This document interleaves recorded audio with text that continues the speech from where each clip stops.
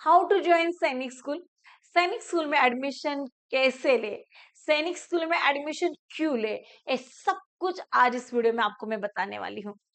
तो मैं पहले आपको ये बताती हूँ सैनिक स्कूल जो होते हैं वो बाकी स्कूल के कंपैरेटिवली अलग क्यों है। तो सैनिक स्कूल जो है वो डिफेंस मिनिस्ट्री के अंडर आते हैं।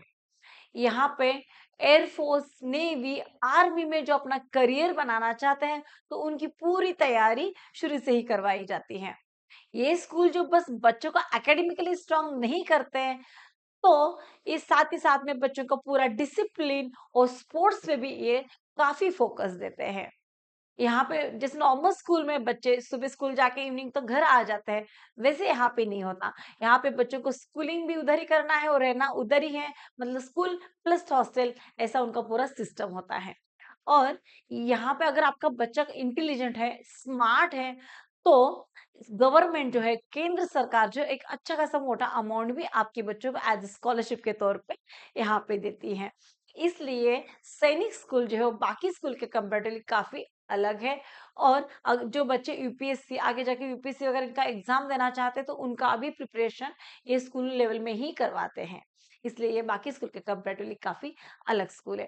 तो इस स्कूल में अगर हमें एडमिशन लेना है तो कैसे अप्लाई करें, क्राइटेरियाज कौन से रहेंगे, कौन से एंट्रेंस एग्जाम्स देने पड़ेंगे, कौन कौन से सब्जेक्ट होंगे, ये सब कुछ आज इस वीडियो में हम लोग देखेंगे। तो चलिए, मेरा नाम है विद्या जोशी और आपका बहुत बहुत स्वागत है मेरे इस यूट्यूब चैनल पे जिसका नाम है विदीक्षा एजुकेयर। अगर आप इस चैनल पे नए हैं तो चैनल को सब्सक्राइब कर लीजिए और बेल आइकन को प्रेस करना ना भूलें ताकि आने वाली वीडियो की अपडेट्स आपको जल्द से जल्द मिल जाए। तो देखिए, सबसे पहले हम देखते हैं कि एडमिशन लेने के लिए आपको कौन से क्राइटेरियाज यहाँ पे फॉलो करने पड़ेंगे। क्या है क्राइटेरियाज? तो देखो, अगर आप 6th स्टैंडर्ड में अपने बच्चे का एडमिशन करवा रहे हैं तो बच्चे का जो एज है वो 10 से 12 के बीच में होना चाहिए। कब तक? जिस एकेडमिक ईयर में आप एडमिशन ले रहे हैं उसी एकेडमिक ईयर के मार्च 31 तक इसका ये एज लिमिट क्राइटेरिया कवर होना चाहिए। अगर आप 9th स्टैंडर्ड के लिए एडमिशन ले रहे हैं तो बच्चे का एज जो है वो 13 से 15 साल के बीच में होना चाहिए। सेम यहाँ पे भी एकेडमिक ईयर के 31 मार्च तक उसका ये क्राइटेरिया फुलफिल होना चाहिए।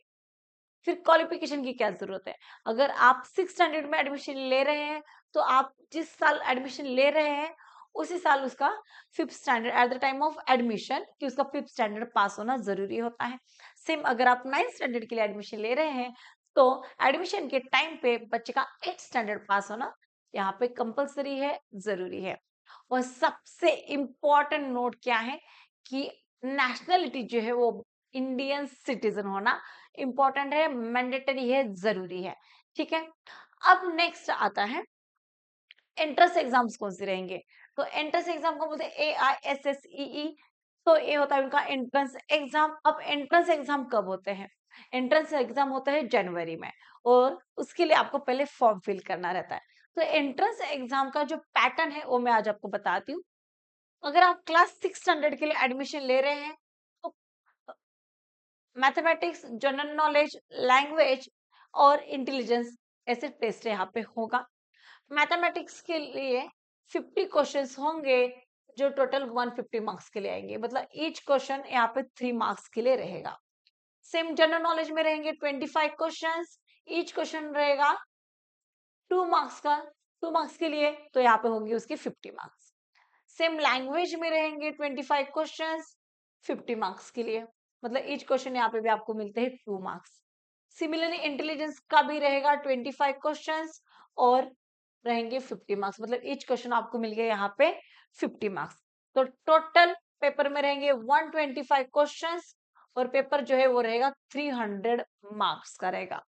ठीक है। और ये पेपर आपको सॉल्व करने के लिए मिलते हैं 2.5 आवर का टाइम मिलेगा। सिमिलरली क्लास 9 के लिए अगर आप एडमिशन ले रहे हैं तो यहाँ पे मैथमेटिक्स में आपको रहेंगे 50 क्वेश्चंस और ईच क्वेश्चन यहाँ पे 4 मार्क का वेटेज रहेगा। तो 50 क्वेश्चन आपके लिए रहेंगे 200 मार्क्स के लिए। सेम इंग्लिश जो है यहाँ पे 20 क्वेश्चन रहेंगे इंग्लिश में और उसके लिए वेटेज रहेगा, मार्क्स रहेंगे 50 मार्क्स। इंटेलिजेंट टेस्ट में भी सेम 25 क्वेश्चंस आएंगे और मार्क्स रहेंगे 50। जनरल नॉलेज में भी सेम यहाँ पे 25 क्वेश्चंस पूछे जाएंगे, ईच क्वेश्चन आपको मिलेंगे 2 मार्क्स। टोटल मार्क्स रहेंगे यहाँ पे 50। सोशल साइंस में भी सेम 25 क्वेश्चंस रहेंगे और ईच क्वेश्चन मिलेगा 2 मार्क, पेपर रहेगा ये 50 मार्क्स के लिए। ऐसे टोटल यहाँ पे पूछेंगे 150 क्वेश्चंस और जो पेपर है वो रहेगा 400 मार्क्स। क्लास 9 के लिए आपको पेपर कंप्लीट करने के लिए टोटल 3 आवर्स का टाइम यहाँ पे मिलता है। अगर आप पूरा इनका एग्जाम पैटर्न देखेंगे तो देखिए सबसे ज्यादा वेटेज जो है वो मैथ्स को दिया गया है।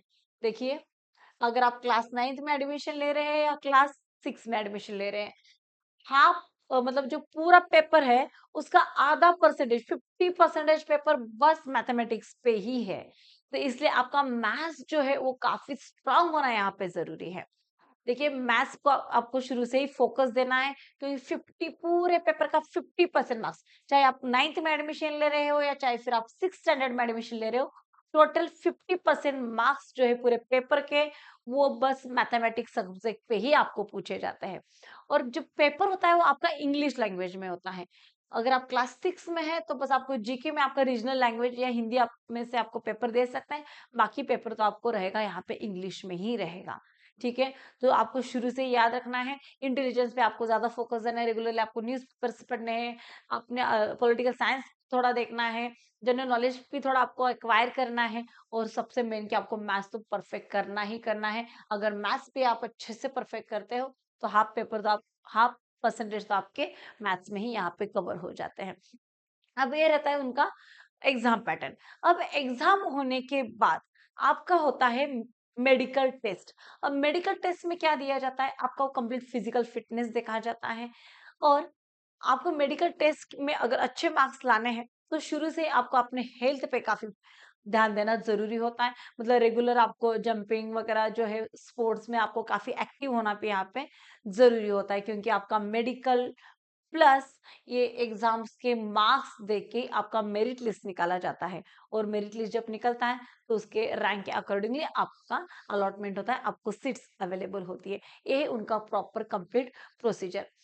क्या होता है कि ये प्रोसीजर कंप्लीट करने के लिए अप्लाई कहाँ पे करें, ये एग्जाम्स देना है, हमें स्कूल ज्वाइन करना है तो अप्लाई कहाँ पे करना है। यहाँ पे ऑफलाइन मोड नहीं है, आपको जो फॉर्म भरने हैं वो ऑनलाइन फॉर्म फिल करने होते हैं।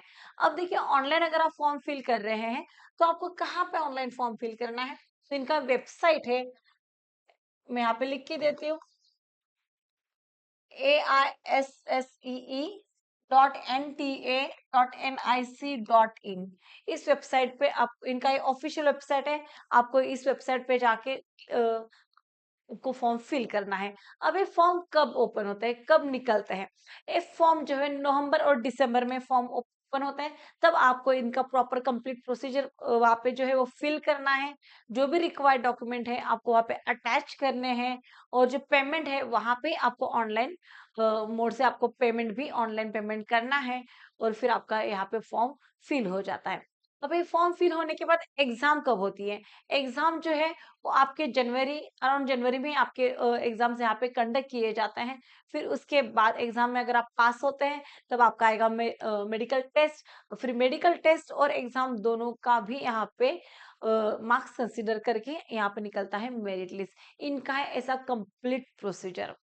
आई होप कि आपको ये वीडियो काफी इंफॉर्मेटिव लगा हो और अगर आपको ये वीडियो काफी अच्छा लगा है तो आप उसको लाइक कर सकते हैं और अपने दोस्तों के साथ, अपने रिलेटिव्स के साथ, आपके फ्रेंड्स के साथ शेयर जरूर करें।